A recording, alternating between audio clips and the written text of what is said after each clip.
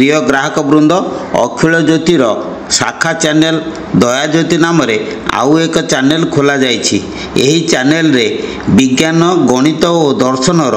गवेषणात्मक तथ्य मान प्रकाश पाउछि। गीतार शरीर तत्व तथा योग विषयक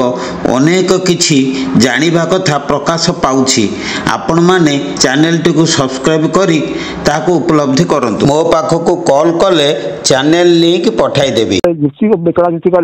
अकार कथा मत बाबा पचारे आप पचारे तो किए कहला ना मत बाबा देखेदेले बस दुख लगे बोले अर्ध कथा अरे जो मार्गे जाए जाओ बाबा कहीं बेस किसी कटे दुख भाई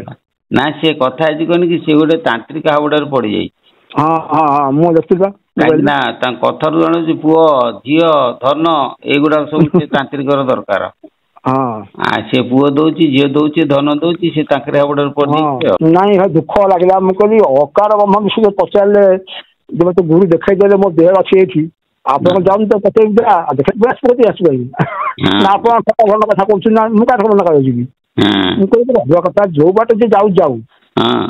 बाबा कहीं कथा दृष्टि कर बड़ दुख कथा जो साधु लोक दुख आस बन भितर ब्रह्मचारी लोक मुझे भाई मन दुख है बोले बाबा पचारि फोन कहीं कलेज को लक्षण कस लोक आसमती जो मान भाग्य नथिबो से माने आशीर्वाद न पे अभिशाप पाई। हाँ हाँ सेटा मु चिंता कर अभी आशीर्वाद अभिशाप कई क्या दियंती नहीं से सब बड़े बड़े लोक तांको कर्म वाक्य आचरण यार द्वारा से सब निजे निजे पाती। ना आ गोटे भंजा तो हम ताकू हेला प्राय मो पाखापाखि बयस सी बसी पाखे कारण आम भाग्य कौन ना कौन ना जे आमे कौन जापर प्रभु हाँ समस्त अधिकार से अच्छी आम जाना चाहूना हम तो बाहर भाटी होचे नाती नातुणी पुओ बहु आम जैसे घाटी होचे चार्ज बना पड़ू से मतलब मन पशि जाता तो काम बढ़ जाता हम तो बुढ़ी पाई जाते जापारते पुओ तो बस तू जीवु मो बस मुझे पलि आउ जाना के सन्देह टिके बाबा पचार गायत्री विषय कौन मुझे जापारे विषय जान आज्ञा गायत्री विषय जान गायत्री विषय गायत्री तो जोटा कहते गायत्री बहुत शुणुची ब्रह्म गायत्री पंचमुखी गायत्री एकमुखी गायत्री सहस्रमुखी गायत्री पुणी कहते पाद पाखर मस्त पर्यंत माँ गायत्री आविर्भाव सी सब सरस्वतीमयी ब्रह्मा विष्णु महेश आसती मुझे विभिन्न कम सन्देह कै कौन तो कहते सब मुझे शुणुची विभिन्न प्रवचन शुणुची तो आपन को सब एत भल लगे साहब मैं शुणी पाऊनी बाबा पचार बाबा निश्चित कह विषय गोटे आम शरीर भितर आमर पाद पाखु 84 आंगुली भितर सात हाथ 3.5 हाथ ये माँ सब जाक टोटाल शरीर हाँ तमे आम एपिसोड तुम देखुना आगे हम देखुची आगु देख पारे मुझे देखुची आज्ञा 650 वीडियो छाड़ी सारे बुझे कि गायत्री गोटे ता भीतर गोटे टॉपिक अच्छे गायत्री तत्व बुझल गायत्री तत्वटा को देखिले आपणकर आउ मत प्रश्न पचार पड़ो ना से कथा अच्छी गायत्री तत्व गोटे कथा करेंगे मोर जेकोसी गोटे वीडियो को तुम बाहर करी तले आमर लोगोटा अच्छी जो आम गुरुंकर मोकर फोटो टिके एटे अच्छी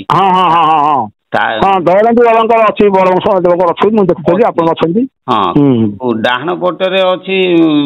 भिडियो थियरे बाँ अच्छी भिडियो तले छोटियाटे को आंगुली मारदेने तले बाहर भिडियो भिडियो आंगुली मारदेले तुम सब प्रकार भिडियो गुड़ाक बाहर पड़ो। बाहर पड़े से खेल दे कि ना तुम सर्च लिखिदेव ओडिया गायत्री तत्व से आगे पाइज बुझल गायत्री तत्व पाईगले सेटा को तुम खेल देखिले भी जापर बुझिपार सब भितर कौच देहटा गायत्री माने बुझल गाय माने शरीर आज्ञा गाय माने शरीर है माने तुम देखुना गायत्री माने कौन तापर देखु सब जाक देवादेवी मंत्र भितर अच्छा विद्महे धीमयी को तन्म सब लिखा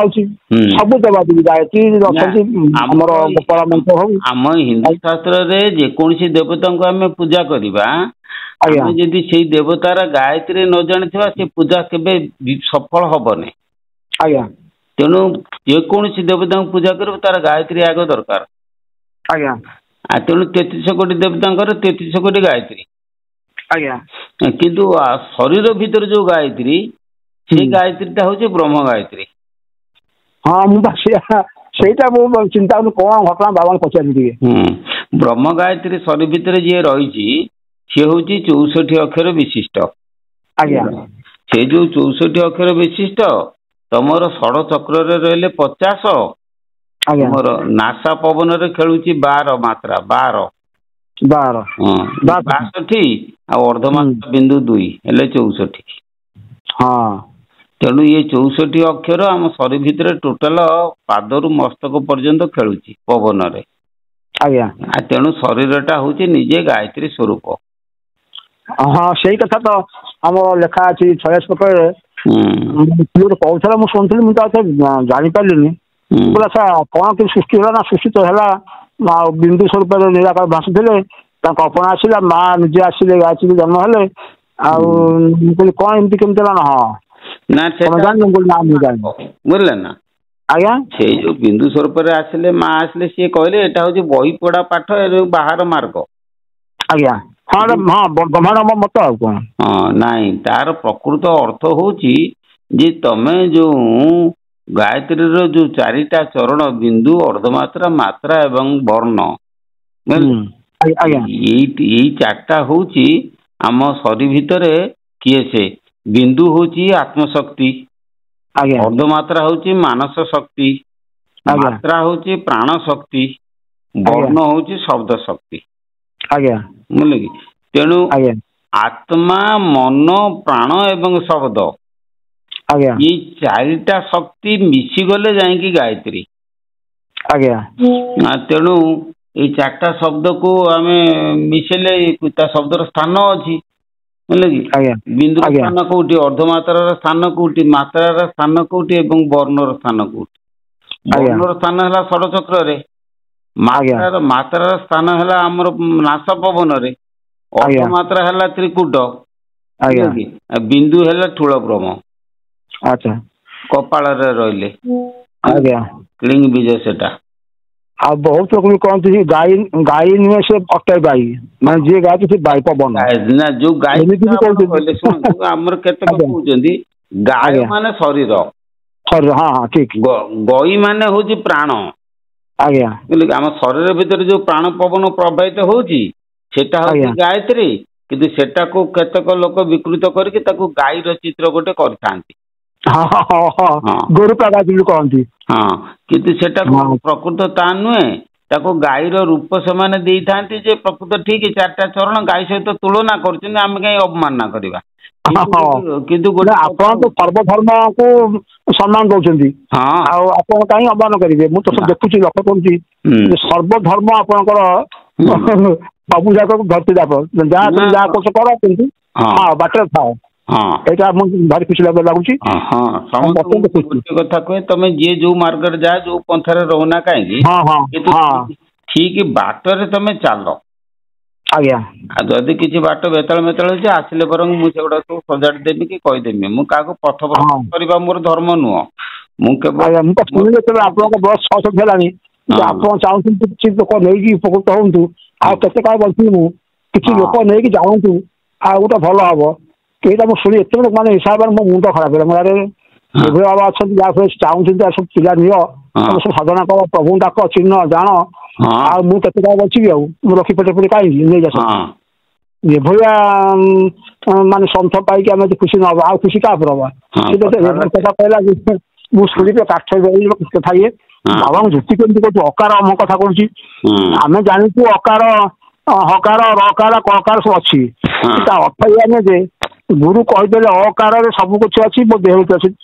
ଆପଣ ଠିକ କହିଛନ୍ତି ତୋ ଦେହରେ ଅଛି, ଆଉ ତୁ ବହୁତ ଆସୁଛୁ କାହିଁକି? ସେ ଗୁରୁଙ୍କୁ ପଚାରୁନି। ଯୁକ୍ତି ମତେ ଏତେ ଭଲ ଲାଗେ ଆପଣଙ୍କ କଥା ଶୁଣିକି, ଆପଣ ରାଗିଯିବେ ବୋଧେ। ଆଉ ମୁଁ ତ ଭୟ ବର୍ଣ୍ଣନା କଲି, ସାଧୁ ରାଗି ତ ବଂଶ ଦେଇ କହି ହଉନି, ପୁଣି ଭାବିଲି ବର୍ଣ୍ଣନା ବାବା ତ ରାଗନ୍ତୁନି କେବେ ହେଲେ। ବାବା ତ କହିଥିଲେ ଆଉ ପୁଣି ଭାବି ଅଛି ପୁରୀରେ, ମତେ ଏତେ ଭଲ ହିସାବ। ମୁଁ ଯଥାସାଧ୍ୟ ବୁଝିବା ମୁଁ ଆଜ୍ଞା ଗୋଟେ କଥା କହୁଛି ମୋର ତ ବୟସ ହେଇଗଲା ମୁଁ ଗୋଟେ ଗାୟତ୍ରୀ ଛୋଟିଆ ଘର ଭଳିଆ କରିକି ତାପରେ ଖେଳା କରିକି ମୋ ମାଆଙ୍କୁ ରଖିପାରିବି ମୁଁ ଚାକିରି କଲା ବେଳେ କହିପାରେ ସୀତାର କଣ କରୁଥିଲି ବୈଦ କରୁଥିଲି ସେତେବେଳେ ମାଆଙ୍କୁ ପାଇଥିଲି ଆମର ସେଠୁ ଆଣି ଏଠି ସ୍ଥାପନା କରି ପୂଜା ପାଠ କରୁଥିଲି ସେ ବ୍ରାହ୍ମଣଙ୍କୁ ଦିଏ ସେ ସବୁ ଆସନ୍ତି କହିବା ମୁଁ ପାରିବିନି ସେ ମୁଁ ପାରିବିନି କାହିଁକି କଣ ଅଛି ଏଥିରେ ତମର ତ ମନ୍ତ୍ର ଜାଣିଛ ବ୍ରାହ୍ମଣ ଲୋକ କରିବ ଆଉ ମୋର ବୟସ ହେଇଗଲା ପୂଜା ତ ସବୁ 3 ପୂଜାକ କେହି ଆଗେ ମୁଣ୍ଡ ପଡୁନାହାନ୍ତି ବରଂ ଦରମା ଟିକେ ପୂଜା କରି ଯାଅ ନା ନା ଆମେ ପାରିବୁନି ସେଟା ନାହିଁ କହିଲା ଆମର ସାନ ପୁଅ ବାହା ହେଇଛି ପଟାମୁଣ୍ଡରେ ସାନ ପୁଅ ସିଏ ଅଷ୍ଟମଙ୍ଗଳା ପରେ ପରେ ପୂଜା ଆରମ୍ଭ କଲା ମୁଁ ପୂଜା କଣ କରୁଛି ତା ବାପକୁ କିଏ ପୂଜା କରୁଛି ନା ବୋଉ ନାହିଁ ବଡ କଥା ହେଲା ସେ କଣ କିଏ ଜାଣିଛି ବଡ କଥା ହେଲା କଣ ହବ କଣ ନା ଧର୍ମ ଅଛି ଆରେ ମା ତୁ କଣ ଜାଣିଛୁ ନା ଖାତା ଖୋଲା ବହି ପଢିକି ପୂଜା କରୁଛି ଆଉ କିନ୍ତୁ ଏମିତି ବାବା ସିଏ ଭକ୍ତି ଲଗାଇଲା ତା ଯାହା ଠାକୁର ଦୟାରୁ ମାଙ୍କ ଦୟାରୁ ଯୋଡେ ପୁଅ ପାଇଲା ଆଉ ଗୋଟେ ବୋଉ କହିଲା ଗାୟତ୍ରୀ କଣ ମାଇ ପୂଜା କରନ୍ତି ସବୁ ଅଣ୍ଡିରା ପୂଜା କର ବଦମାସୀ ଆରେ ମାଇକ କଣ ଅଣ୍ଡିରା ପୂଜା ସମସ୍ତେ କରିପାରିବେ ଭକ୍ତି ରଖିଲେ ଭୟ ପୂଜା କରିପାରିବେ ତୁ କରୁନୁ କାହିଁ ନା ମୁଁ ପୂଜା କରି ଯିବିନି ଆପଣ ବିଶ୍ୱାସ କରିବେନି ମାଙ୍କର ଇ ଦୟା ହେଲା ଯେ ତାର ପୁଅ ଝିଅ କିଛି ନାହିଁ ମଜା ମୁଁ ସେ ଚିନ୍ତା କଲି ମୁଁ କହିଲି ମାଙ୍କର ଏ ଶକ୍ତି ଏଭଳିଆ ଶକ୍ତି ଅଛି ଜଣେ ବିନା ମନ୍ତ୍ରରେ ତାର ଭକ୍ତି ଭାବ ରଖିକି ଭୟ ରଖି ପୂଜା କରି ଆସିଲା ସେ ବଡ ପାଇଗଲା ତେଣୁ ମୁଁ ବାବାଙ୍କୁ ଏତେ ମାନେ ଖୁସି ହେଲି ମୁଁ କହିଲି ବାବାଙ୍କ କଥା ଟିକେ ଜଣେଇବି ଆଉ ବାବା କେତେବେଳେ ଆସିଲେ ଭଲ ହୁଅନ୍ତା ଆମ ଘରକୁ ଟିକେ ଯିବା କେତେବେଳେ ଆଉ ସେ ବାଟ ଦୂର ହେଇଯାଉଛି କେନ୍ଦ୍ରାପଡା ଆଉ ମୁଁ ବି ଯାଇଥିଲି ଥରେ ଆମ ଗୁରୁଙ୍କ ଆଶ୍ରମ ମୁଁ ଦୀକ୍ଷା ନେଲି ଆଜିକି ପ୍ରାୟ ହେଇଗଲାଣି ମତେ ତ ବାପା ମାର 18 ବର୍ଷ 19 ଦୀକ୍ଷା ନେଲି 19 ବର୍ଷରେ ମୋର ଗୁରୁ ଆଜ୍ଞା ହଉଛନ୍ତି ଚିନ୍ତାମଣି ବାବା ସିଏ ଦେହତ୍ୟାଗ କଲେ ଆଜି 40 ବର୍ଷ ହେଲାଣି ତାଙ୍କ ଘର ହଉଛି ବଡପା ଶାସନ ବ୍ରାହ୍ମଣ ଶାସନ ଘର ସିଏ ଅଢଙ୍ଗଳ ଯୋଉ ରାଧୁବାଙ୍କ ସହିତ ତାଙ୍କର ଇଏ ହେଇକି ଶିଷ୍ୟ ହେଇଥିଲେ ସେ ବ୍ରହ୍ମ ଗାୟତ୍ରୀ ଆଉ ନିରାକାର ବିଷୟ ସବୁ ତାଙ୍କ ଗବେଷଣା ଥିଲା ନିରାକାର ମନ୍ତ୍ର ଆମେ ଥିଲୁ ସେଇ 23 ଶିଷ୍ୟ ଆମ ଗୁରୁଙ୍କ ଆଶ୍ରମ ହଉଛି ଭଦ୍ର ବାସୁଦେବପୁର ଗୋପାଳପୁର ଜାଣିଥିବେ ଶୁଣିଥିବେ ଭୈରବପୁର ଗୋପାଳପୁର ବାସୁଦେବପୁର ଆଉ ସେଠି ବାବା ତ ନା ଦେହତ୍ୟାଗ କଲେଣି ତାଙ୍କର ସେଇ ମନ୍ଦିରଟି ଅଛି ଜଗନ୍ନାଥ ସୁଭଦ୍ରା ଅଛନ୍ତି ପୂଜା କରୁଛନ୍ତି ସବୁ ଗ୍ରାମବାସୀ ମାନେ ଆଉ ଗୁରୁ ସବୁ କେହି ଗଲେଣି କେହି ନାହାନ୍ତି ଗୋଟିଏ ପିଲା ଥିଲା ତାଙ୍କ ପୁଅ ଆଉ ନଛାଡେ ନାଇଁ କକା ତ ରହିବ ମୁଁ କହିଲି ନାଇଁ ବାବା ପିଲା ସବୁ ଆସି ନେଇକି ଆସିଛି ମୁଁ ରହିପାରିବିନି ପଳେଇବି ମୁଁ ଟିକେ ଆଡରେ ଯିବି ତ ସେତେବେଳେ ମୁଁ ଜାଣିଥାନ୍ତି ଆପଣଙ୍କ ଆଶ୍ରମ ବିଷୟରେ ମତେ ସାନ ବାପା ତମେ ଆମେ ଗଲେ ସେ ଜାଣିପାରିଲେନି ମତେ କେବେ ତ କହିନା ବୁଲିକି ଆସିଥାନ୍ତି ଟିକେ ତ ବୋଉର ସବୁ ହଉ ସୁଯୋଗ ଆସୁ କାରଣ ସାଧୁ ସଂଘ ବିନା ଇଏ ଜୀବ ଉଦ୍ଧାର ହେଇପାରିବ ନାହିଁ ଏକରେ ଯେତେ ମୁଁ ଗୁରୁ କରିଥିଲି ସୁଦ୍ଧା କାରଣ ସାଧୁଙ୍କ ପାଖରେ ବହୁତ କିଛି ଜିନିଷ ଅଛି ତାଙ୍କ ପାଦକୁ କୋଟିକୁ ନମସ୍କାର ହେବା କଥା ତେଣୁ ଏ ଜନ୍ମରେ ଆମେ ଯାହା କିଛି କରୁଛେ ଅଜାଣତ ହଉ ଜାଣତେ ଯାହା ସବୁ ଭୁଲ ସବୁ କରୁଛେ ତେଣୁ ସାଧୁ ଦର୍ଶନ କଲେ ଆମର ସବୁ ଯାକ ପାପ ମୁକ୍ତି ହେଇଯାଏ ଏଇଟା ମୁଁ ଜାଣିଛି ଭଲ ଭାବରେ ବାପା ତୁ କହୁଛୁ ହଁ ଠିକ ଦେଖିବା ତାଙ୍କର ଆଶୀର୍ବାଦ ମୋ ପାଖରେ ଥାଏ ସମ୍ପତ୍ତି ଥାଏ କଣ ଯିବା ଟିକେ ବାড়ি ଯିବା ଆଉ କଣ ମୁଁ ଲେଖିଥିଲି ଥଇରା ମଞ୍ଜୁଳି ରୋଡ ଭଦ୍ରକ ମୁଁ ସେ ଆପଣ ହଁ ମୁଁ ସେ ଦେଖିଥିଲି ସବୁ ମୋବାଇଲ ନମ୍ବର ରଖିଲି ଟିପି କାଲି ଆଜି ଫୋନ କଲି ମୁଁ ବହୁତ ପଚାରିବା ସେ ଦୀର୍ଘ ଭଲ ହବ ରାତିରେ ଆଉ ଭାବ ଦେଖୁଛି ଭାରି ମୁଁ ଭାରି ଖୁସି ହେଲି ମତେ ଏତେ ଭଲ ଲାଗୁଛି ସାବାରେ ଅବଶ୍ୟ ମୋ ଗୁରୁଙ୍କ ଦେହ ହେଇଗଲା ଗଲେଣି ସେ ତଥାପି ମୁଁ ଭାବୁଛି ମୋ ଗୁରୁ ପାଖରେ ଅଛନ୍ତି ମତେ ଦେଖାଉଛନ୍ତି କି ଆପଣଙ୍କ ଗୁରୁ ଭଳିଆ ବିଶ୍ୱାସ କରିବେନି ଆପଣଙ୍କ ମୁହଁ ଡେଟୋ ଆପଣଙ୍କ ଭଳିଆ ଦେଖିବା ପାଇଁ ଆଉ ସେ ଏତେ ସୁନ୍ଦର ତାଙ୍କ ମୂର୍ତ୍ତିକୁ ପୂଜା କରୁଛି ପ୍ରତିମୂର୍ତ୍ତି ରଖି ସିମେଣ୍ଟରେ କରି ପୂଜା କରୁଛି ମାଙ୍କ ପାଖରେ ଅଛନ୍ତି ଆଉ ମୁଖସା ଟିକେ ମୁଁ କରିପାରୁନି ମୁଁ କହିଲି ବାବା ମା ତୁ ମତେ ଟିକେ ମୁଖସା କର ଲୋକ ଯିବା ଆସିବା ଦର୍ଶନ ପାଇପାରୁନାହାନ୍ତି ତୁ ଟିକେ ଆଶୀର୍ବାଦ କର ଲୋକଙ୍କ ପାଖରେ କଣ୍ଠରେ ଦୟା କର ସେ କିଛି ଲୋକ ଆସି ତାକୁ ସେ ଛାତ ପଳେଇ ଦିଅନ୍ତୁ ଅବଶ୍ୟ ଲୋକ ବସିକି ଉଠି ଚାଲି ଯିବେ ଆମ କହିବୁ ନାହିଁ ତୋ ଇଚ୍ଛା ତୁ ଯା କରୁଛୁ ମୁଁ କଣ କରିବି ମୋ ପାଖରେ ପଇସା କାହିଁ ମୁଁ କରିବି କୋଉଠୁ ଏଇ କଥା ରହିଛି ତାପରେ ମୁଁ ଚିନ୍ତା କଲି ପିଲାଙ୍କୁ କହିଲି ପିଲା ମାଙ୍କ ଅଛନ୍ତି ଅନାଥ ଅଛନ୍ତି ମୋ ଘରେ ମୋ ବାଡିରେ ଜାଗା ଅଛନ୍ତି ଠାକୁର କିନ୍ତୁ ମୁଁ ଲେଖିଦେଇନି ରେଜିଷ୍ଟ୍ରି କରିନି ଆଜି ତାର ମନେ ପଶିଲା ମୁଁ କହିଲି ନାଇଁ ଗୋଟେ କାମ କରିବି ଅମିନ ଡାକିକି ଯେତିକି ଅଛନ୍ତି ମା ବିଦେଶରେ ସେତିକି ରେଜିଷ୍ଟ୍ରି କରିଦେବି ତାଙ୍କ ନାଁରେ ମା ତାଙ୍କର ନିଜେ ରହିବେ ସେ ଜାଗାରେ ଆଉ ଯୋଉ ଅଛନ୍ତି ଆମ ସରପଞ୍ଚ ଏମଏଲଏ ସବୁ ଅଛନ୍ତି ସିଏ ବାପା ଆମକୁ ଦଉନା ପଟାଟା ଆମେ କଣ କରନ୍ତୁ ହେଲେ ମାଙ୍କର ଆଉ ତମେ ପଟା ଦଉନା ଆଉ ଆମେ କେମିତି କଣ କରିବୁ ମୁଁ କହିଲି ମାଙ୍କର ତ ଇଚ୍ଛା ନାହିଁ ମୁଁ କଣ କରିବି ତ ଚେଷ୍ଟା କଲେ ହବ ନା ମା ଇଚ୍ଛା ନାହିଁ ତମକୁ କହିଲା ମାଙ୍କ ଇଚ୍ଛା ଅଛି ନା ଆଉ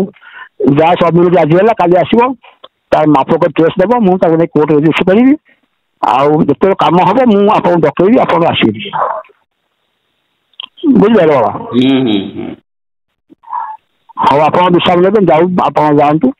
ମୁଁ ରହୁଛି ବାବା। ହଉ ହଉ।